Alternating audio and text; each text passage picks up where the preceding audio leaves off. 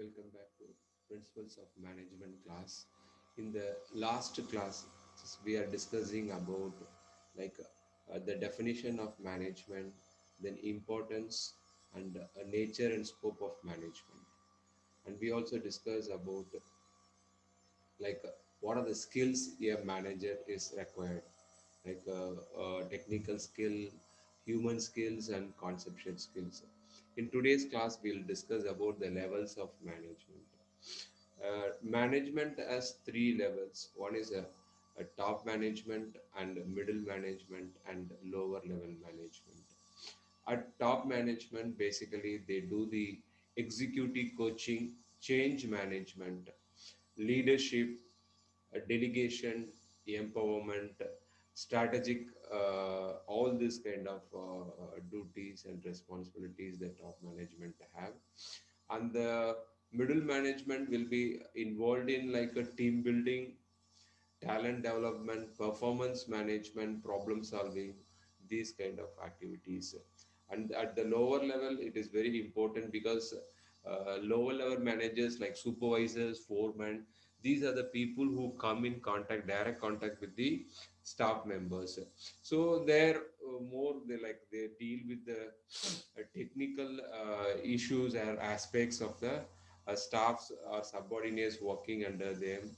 So they need to deal with like emotional intelligence, coaching for the productivity, performance, etc.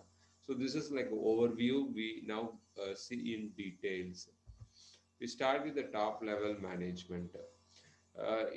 Top level management consists of board of directors, chief executive, or managing directors. This designation may vary from one organization to another organization depending upon the field, business, all these things. It may vary whether it may be called vice president or president or chairman.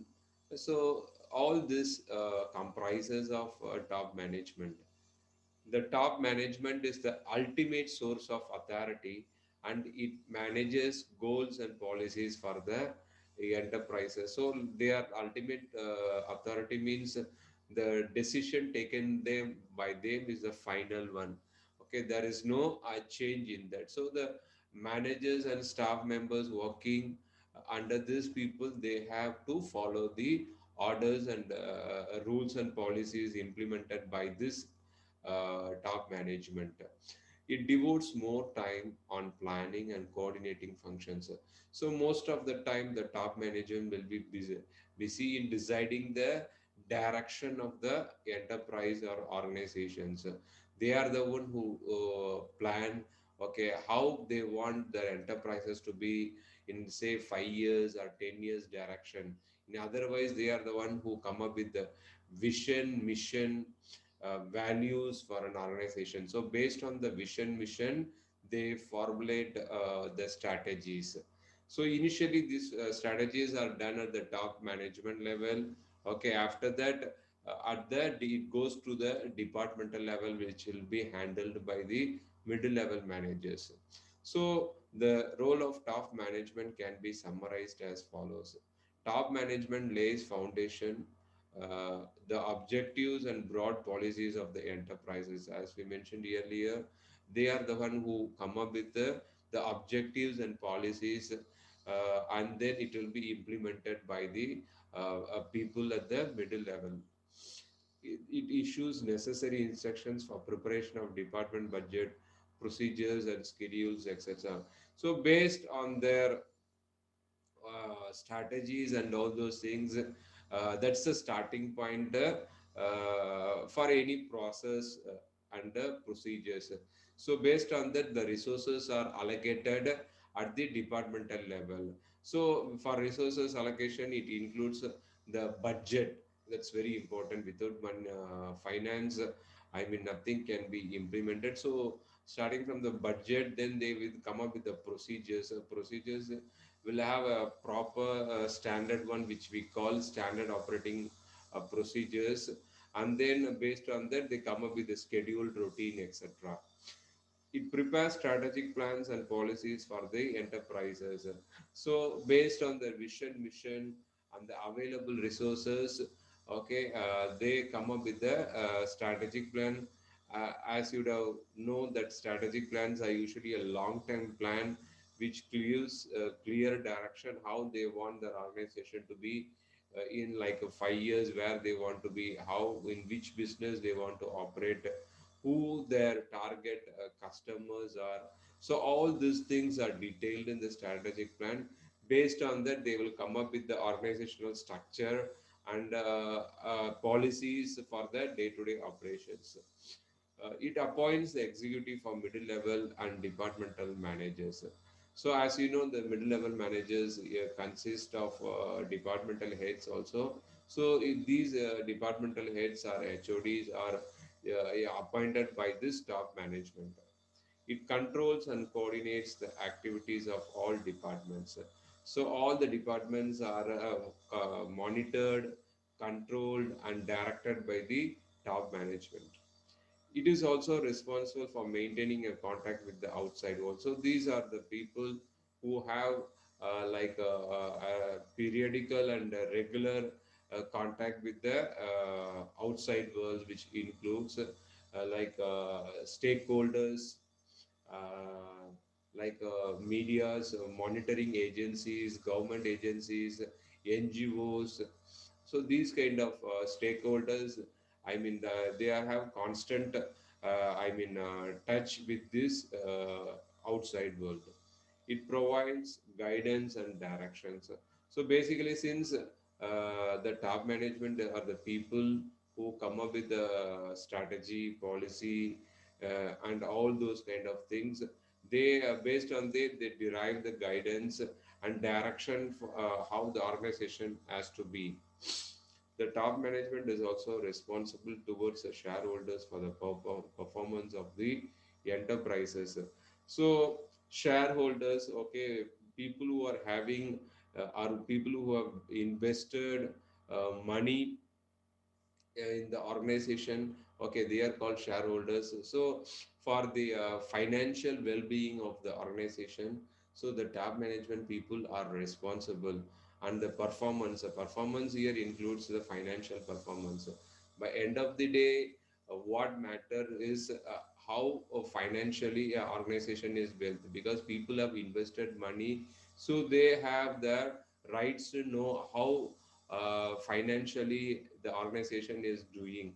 So the top management are the people who are, are responsible for these shareholders, pertaining especially to the financial, health of the organization. Then we look at the middle level of management. The branch managers and the departmental managers constitute middle level.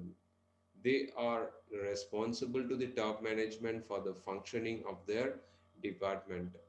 So the middle level managers, actually they will be reporting to the top management. They will be like a bridge between the top management and the people at the bottom level. So they are the one who can narrow the gap between the top management and the employees of the bottom level. They will also be a spokesperson, communicating the policies and strategies of the derived by the top management to the subordinates, so that it is implemented at the departmental levels or branch levels. They devote more time to organizational and directional functions. As we have seen in the earlier slide, the top management most of the time spent on planning and all those, deriving the strategies and policies and functions. So all these things, strategies which are derived and planned at the top level will be communicated to the people in the middle level, who will be start implementation. So the implementation of these strategies, policies, and procedures will start from at the middle level managers. In small organization, there is only one layer of middle level of management, but in big enterprises, there may be senior and junior middle level managers, and their role can be emphasized. So in small companies or organization, there won't be many level. There will be just one, like your say like a department manager. That's just will be only one level. But if you take big companies like corporations and all, there may be a different layer at the middle level, maybe senior, I mean junior level. So something like that, assistant manager. So all this different level in a big corporation companies. So we can see the what are the roles these middle level managers play. They execute the plans of organization in accordance with the policies and directives of the top management. As discussed earlier, these are the people who will be really implementing the policies and rules and regulations, I mean, which have been, I mean, formulated by the top management. They make plans for the subunits of the organizations. So I mean, they not only implement the things done by the top management, they also come up with the plans how to operate this. I mean, at the departmental levels, which is called at the subunit level. They participate in employment and training of lower level management. So they not only participate, they are the one who decided when and what kind of training are necessary for the people at the bottom level. They interpret and explain policies from top level management to lower level. So they act, as I told you earlier, they act as a like a bridge, I mean, which fills the gap between the top management and the people at the bottom level, thereby communicating the policies and strategies. They are responsible for coordinating the activities within divisional or at the departmental level. It also sends important reports and other important data to the top level management. So on a regular basis, they prepare the reports of the day-to-day operations and they keep this informed to the top management. So top management are aware how well the operation level things are going on. They evaluate the performance of junior managers. So staff evaluation, okay, like staff feedback or is very very important. So these people have the important duty to do evaluate the staff, how good the staffs are performing. There are various kinds of evaluation systems are there, and then it differs from like one organization to the other organization.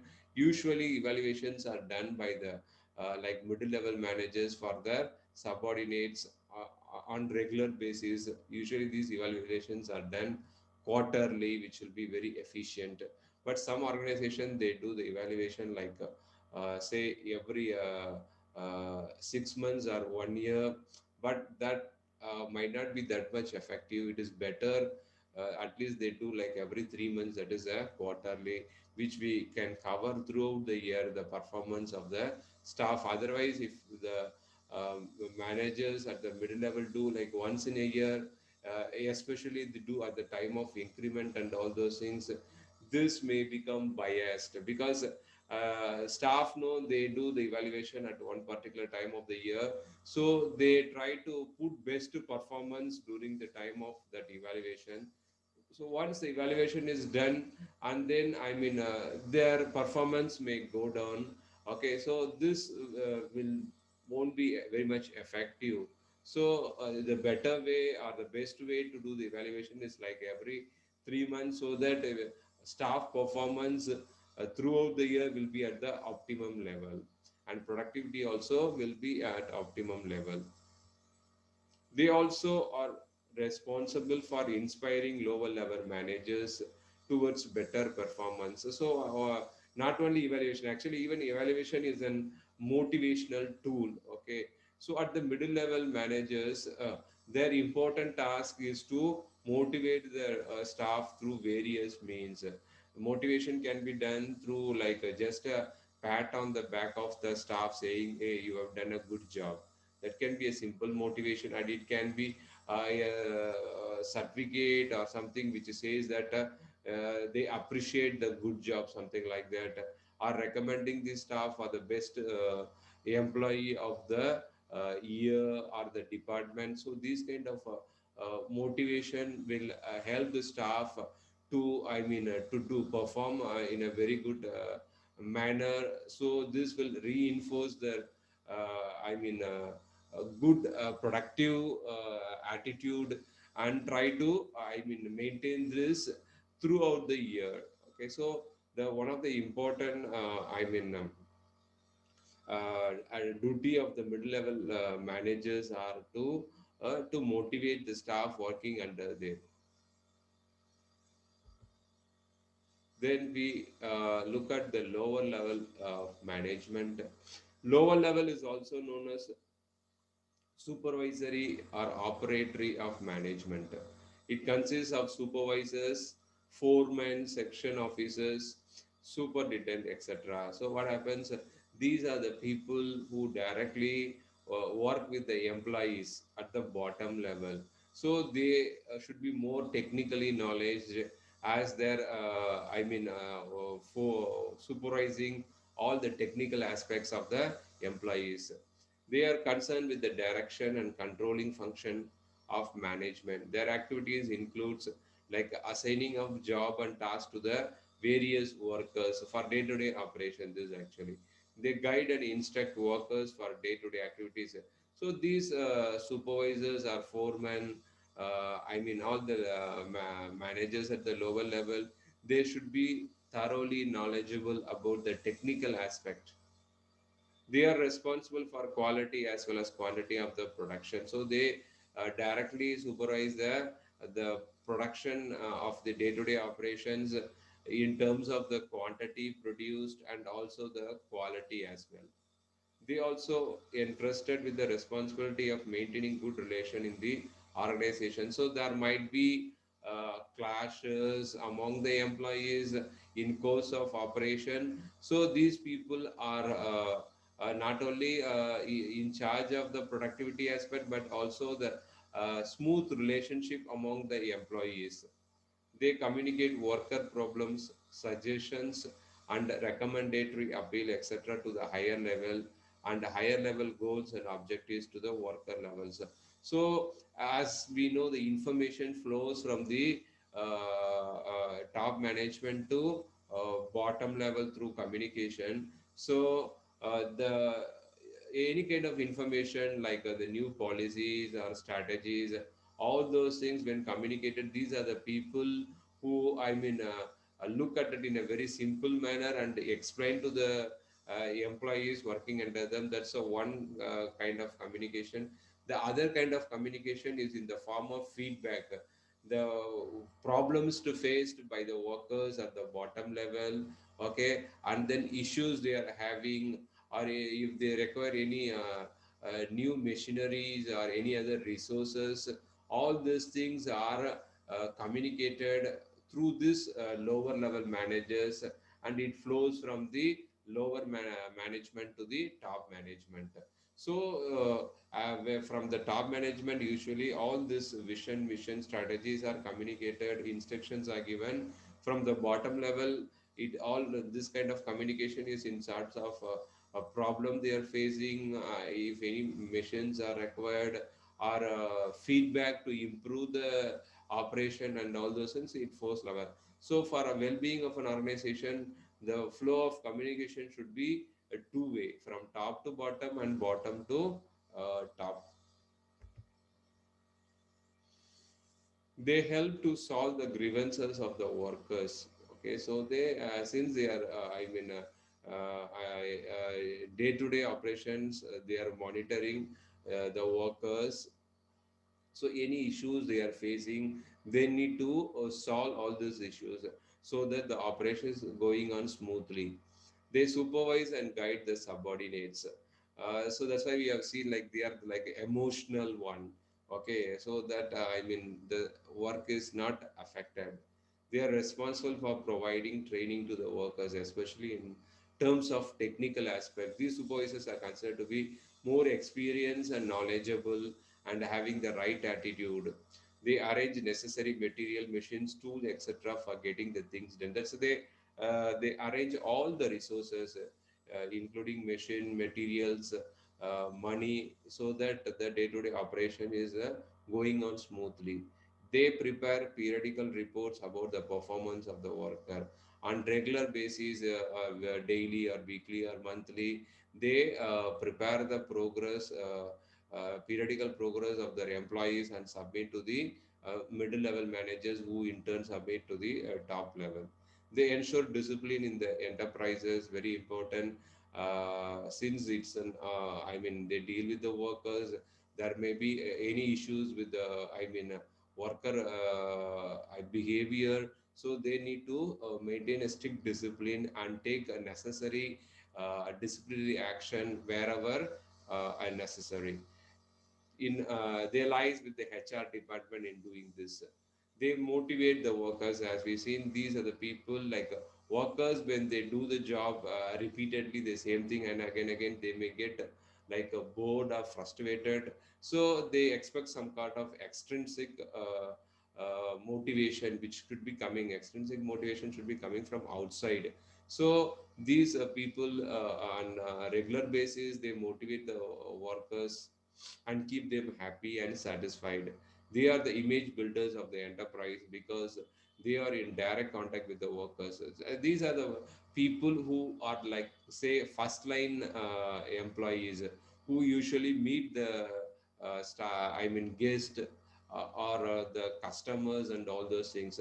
So these people has to maintain a discipline, orderliness in the department, not only the production aspect, but the satisfaction aspect of yeah, the employees at the lower level. And then, so this will you build a sort of a professional image, so they play a very vital role in the day-to-day operations. So that's all for today's topic. We will see in the next class with the topic of functional areas of management. Thank you.